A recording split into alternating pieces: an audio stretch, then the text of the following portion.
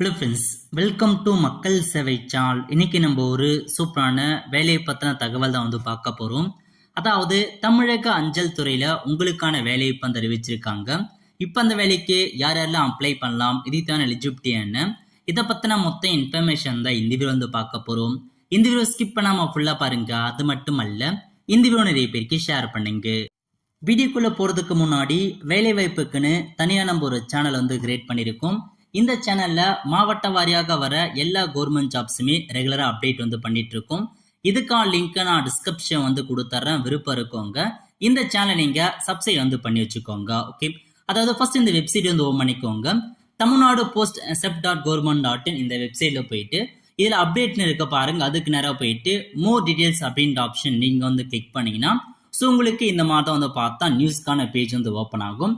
அதில் கீழே கொடுத்துருக்காங்க பாருங்க, notification direct requirement for skilled artisan. இதுக்கு நேராக போயிட்டு வியூ அப்படின்ற ஆப்ஷன் நீங்க கிளிக் பண்ணீங்கன்னா இந்த மாதிரி தான் உங்களுக்கு ஒரு நோட்டிஃபிகேஷன் ஓப்பன் ஆகும். ஓகே, ஸோ இப்போதைக்கு தமிழ்நாடு அஞ்சல் துறை இருக்கு பாருங்க, மெயில் மோட்டார் சர்வீஸ், அங்கிருந்து உங்களுக்கான வேலையை அறிவிச்சிருக்காங்க. 31/7/2024 அன்னைக்கு தான் நோட்டிஃபிகேஷன் ரிலீஸ் பண்ணியிருக்காங்க. ஸோ இப்போ இதை பற்றி பார்க்கலாம். ஓகே, ஸோ ஃபர்ஸ்ட் ஸ்கில்டு ஆர்டிஷன்ஸ் கேட்டிருக்காங்க. பதவி நேம் அதுதான். இது மத்திய அரசோட குரூப் சிக்கான பதவியாக கொடுத்துருக்காங்க. என்னமான ட்ரேட்லாம் அறிவிச்சிருக்காங்கன்னா எம்இ மெக்கானிக் கேட்டிருக்காங்க. 4 வேகன்சி கொடுத்துருக்காங்க. இந்த 4 வேகன்சி 2 வேகன்சி ஜெனரல் கேட்டகரிக்கு, ஓபிசிக்கு 1, எக்கனாமிக்கல் வேகன்சி 1 பிரிச்சிருக்காங்க. அதே மாதிரி எம்பி எலக்ட்ரிஷியன் கேட்டிருக்காங்க 1 வேகன்சி, டயர்மேன் கேட்டிருக்காங்க 1 வேகன்சி, பிளாக் ஸ்மித் கேட்டிருக்காங்க 3 வேகன்சி, கார்பெண்டர் 1 வேகன்சி. டோட்டலா 10 வேகன்சி மட்டும் தான் கொடுத்துருக்காங்க. ஸோ விருப்பம் இருக்கவங்க தகுதி இருக்கவங்க அப்ளை பண்ண பாருங்க. ஸோ உங்களுக்கான சேலரியை பொறுத்த வரைக்கும் ஸ்டார்டிங் சேலரி 19,000 சேலரி ப்ரொவைட் பண்றாங்க. லெவல் 2ல சேலரி கொடுக்குறாங்க. இந்த வேலைக்கு அப்ளை பண்ணதுக்கான கடைசி தேதி 30/8/2024 ஈவினிங் 5 மணிக்குள்ள நீங்க இந்த வேலைக்கு அப்ளை பண்ற மாதிரி இருக்கும். So period of probation 1 year மட்டும் தான் நீங்க ஒர்க் பண்ண போறீங்க. அதுக்கப்புறம் இந்த ஜாப் இருக்காது. அதுக்கப்புறம் ஏஜ் லிமிட் கொடுத்துருக்காங்க.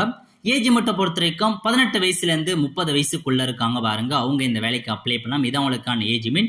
அது மட்டும் இல்லாம ஏஜ் ரிலாக்ஸேஷன்ஸ் கொடுத்துருக்காங்க பாருங்க. எஸ்சிஎஸ்டிக்கு அதிகபட்சமாக 5 இயர்ஸ் கொடுத்துருக்காங்க. ஓபிசிக்கு 3 இயர்ஸ் கொடுத்துருக்காங்க. சென்ட்ரல் கவர்மெண்ட் ஸ்டாஃபா இருக்காங்க 40 வயசையும் அப்ளை பண்ணலாம். இந்த மாதிரி ஒவ்வொரு கேட்டகரி வைஸ் ரிசர்வேஷன்ஸ் கொடுத்துருக்காங்க. செக் பண்ணி பார்த்துட்டு அப்ளை பண்ணலாம். நெக்ஸ்ட் உங்களுக்கான எஜுகேஷனல் குவாலிஃபிகேஷன், அதாவது ஏ certificate in the respective trade from any technical institution. நீங்க பாத்தீங்கன்னா இந்த சொல்லியிருக்காங்க பாருங்க, இந்த 5 ட்ரேட் கொடுத்துருக்காங்க. இந்த 6 ட்ரேட்ல நீங்க ஐடிஐ முடிச்சிருக்கீங்க அப்படின்னா அப்ளை பண்ணலாம். டிப்ளமோ முடிச்சிருக்கீங்க அப்படின்னா அப்ளை பண்ணலாம். சம்பந்தப்பட்ட ட்ரேட் நீங்க முடிச்சிருந்தா போதுமானது.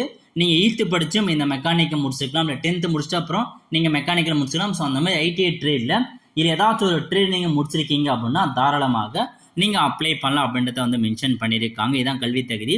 ஸோ சம்பந்தப்பட்ட ட்ரேட்ல நீங்க முடிச்சவங்க அப்ளை பண்ணிக்கோங்க. அல்லது நீங்க 8th பாஸ் பண்ணி தான் அப்ளை பண்ணலாம். 8th பாஸ் பண்ணிட்டு with experience of 1 year in the respective trade. So நீங்க அந்த ட்ரேட் படிக்காம அந்த ட்ரேட்ல உங்களுக்கு எக்ஸ்பீரியன்ஸ் இருக்கு அப்படின்னாலும் நீங்க அப்ளை பண்ணலாம் அப்படின்றத மென்ஷன் பண்ணியிருக்காங்க. ஸோ தெளிவா ஞாபகம் வச்சுக்கோங்க. மொத்தமா பார்த்தா இதுல ஒரு 5 ட்ரேட் கொடுத்துருக்கான்னு வச்சுக்கோங்க. நீங்க எம்பி மெக்கானிக் முடிச்சிருக்கீங்க, ஐடில மெக்கானிக் முடிச்சிருந்தா அப்ளை பண்ணலாம். அல்லது நான் பார்த்தா ஐடில முடிக்கல, பட் நான் 8th பாஸ் பண்ணிட்டு எனக்கு இந்த மெக்கானிக்ல எக்ஸ்பீரியன்ஸ் இருக்கு, இந்த எலக்ட்ரிஷியன் எக்ஸ்பீரியன்ஸ் இருக்கு, டயர்மேன்ல 1 இயருக்கான எக்ஸ்பீரியன்ஸ் எல்லாம் இருக்கு அப்படின்றவங்க நீங்க அப்ளை பண்ணிக்கோங்க. ட்ரேட் முடிக்காத அந்த ட்ரேட்ல எக்ஸ்பீரியன்ஸ் இருக்கவங்களும் தாராளமாக அப்ளை பண்ணலாம். பட் கண்டிப்பா நீங்க எக்ஸ்பீரியன்ஸ்க்கான சர்டிஃபிகேட் அட்டாச் பண்ணி ஆகணுன்றத தெளிவா கொடுத்துட்டாங்க. ஸோ வித்தவுட் பாஸ் பண்ணவங்க அந்த சர்டிஃபிகேட்டை நீங்க கண்டிப்பா எக்ஸ்பீரியன்ஸ் சர்டிஃபிகேட் நீங்க அட்டாச் பண்ற மாதிரி இருக்கும். ஓகே, அதுக்கடுத்து என்ன கொடுத்துருக்காங்கன்னா நீங்க பார்த்தா அந்த எம்பி மெக்கானிக்கலுக்கான கோர்ஸ் அந்த நீங்க அப்ளை பண்ண போறீங்க அப்படின்னா டிரைவிங் லைசன்ஸ் கேட்டிருக்காங்க. அவங்க தான் இந்த மெக்கானிக் எம்பி மெக்கானிக் அந்த ட்ரேட்க்கு அப்ளை பண்ண முடியும். ஓகே, ஸோ இந்த வேலைக்கு எப்படி செலக்ஷன்ஸ் பண்றாங்க அப்படின்னா selection of skilled artisan shall be made from among the candidate processing the required qualification by competitive examinations வைக்கிறாங்க. ட்ரேட் டெஸ்ட் மூலமா தான் செட் பண்ண போறாங்க. அதுக்கான சிலபஸ் என்ன, எப்போ உங்களுக்கான எக்ஸாம் இருக்க போது அது எல்லாமே உங்களுக்கு பார்த்தா இன்ஃபார்ம் பண்ணப்படும் அப்படின்றது பார்த்தா மென்ஷன் பண்ணியிருக்காங்க. So will be informed. உங்களுக்கு பார்த்தீங்கன்னா நீங்க அப்ளை பண்ணி முடிச்சதுக்கு அப்புறம் ஷார்ட் லிஸ்ட் கேண்டிடேட் எடுத்து செப்பரேட் கேண்டிடேட்க்கு எக்ஸாம் அப்போ அதுக்கான இன்ஃபர்மேஷன்ஸ் கொடுப்பாங்க. ஓகே, அதுக்கப்புறம் உங்களுக்கான கேண்டிடேட்கான இன்ஸ்ட்ரக்ஷன்ஸ் கொடுத்துருக்காங்க. ஸோ நீங்க எப்படி அப்ளை பண்ணலாம் அப்படின்னா உங்களுக்கு அப்ளிகேஷன் ஃபார்மேட் கொடுத்துருக்காங்க. அந்த அப்ளிகேஷன் ஃபார்மை நீங்க பார்த்தா ஃபில் பண்ற மாதிரி இருக்கும்.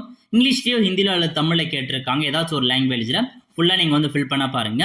Next one passport size photo வந்து கேட்டிருக்காங்க. அதை வந்து கண்டிப்பா நீங்க அந்த அப்ளிகேஷன்ல வந்து பேஸ் பண்ற மாதிரி இருக்கும். அதுக்கப்புறம் இந்த வேலைக்கு அப்ளை பண்றவங்க 100 ரூபாய் நீங்க பேமெண்ட் பண்ற மாதிரி இருக்கும்.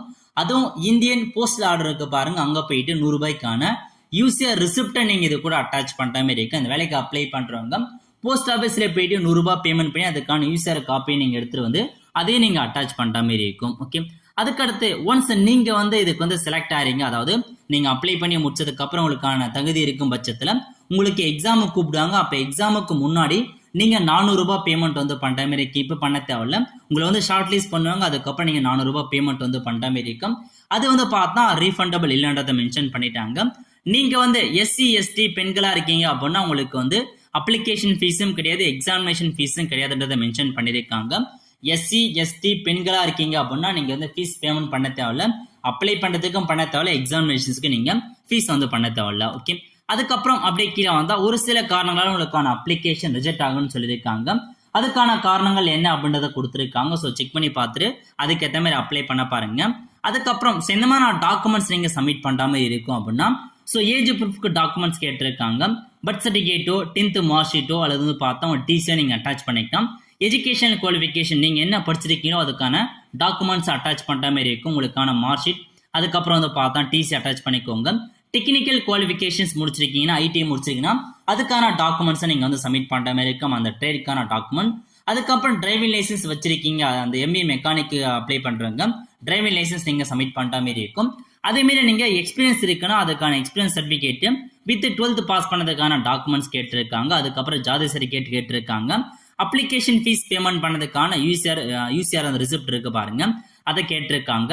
இந்த ஒரு 7 டாக்குமெண்ட்ஸை கண்டிப்பா நீங்க செல்ஃப் அட்டஸ்ட் உங்க சைன் போட்டு நீங்க அட்டாச் பண்ணி நீங்க அனுப்புற மாதிரி இருக்கும். Okay, so the separate application should be sent each. நீங்க நிறைய ட்ரேடுக்கு அப்ளை பண்றவங்க ஒவ்வொரு பதவிக்கும் தனித்தனியாக தான் நீங்க அப்ளை பண்ணணும் அப்படின்றத மென்ஷன் பண்ணியிருக்காங்க.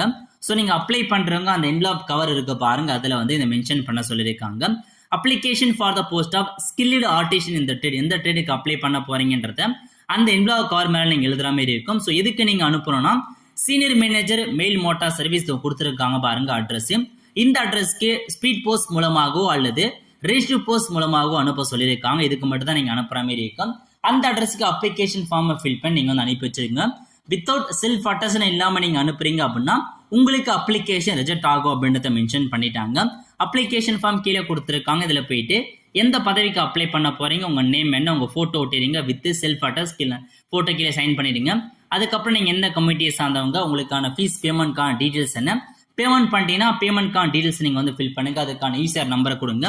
ஃபாதர் நேம் என்ன, அட்ரஸ் என்ன, கேட்டிருக்க எல்லா இன்ஃபர்மேஷன்ஸுமே தெளிவா நீங்க வந்து ஃபில் பண்ற மாதிரி இருக்கும். ஃபில் பண்ணிட்டு இதை நீங்க அப்படியே வந்து பார்த்தா ஃபில் பண்ணிட்டு உங்க சைன்லாம் போட்டு என்னமா டாக்குமெண்ட்ஸ் கேட்டிருக்காங்களோ எல்லா டாக்குமெண்ட்ஸுமே உங்க சைன் போட்டு நீங்க வந்து அவங்க சொல்லியிருக்க கடைசி தேதிக்குள்ள வந்து அனுப்பி வச்சுக்கோங்க. ஓகே, ஸோ இதான் உங்களுக்கான இன்ஃபர்மேஷன். ஸோ கண்டிப்பா இந்த வீடியோ பிடிச்ச லைக் பண்ணுங்க. அது மட்டும் அல்ல, இந்த வீடியோ நிறைய பேருக்கு ஷேர் பண்ணுங்க. அடுத்த ஒரு நிலையில சந்திப்போம். நன்றி, வணக்கம்.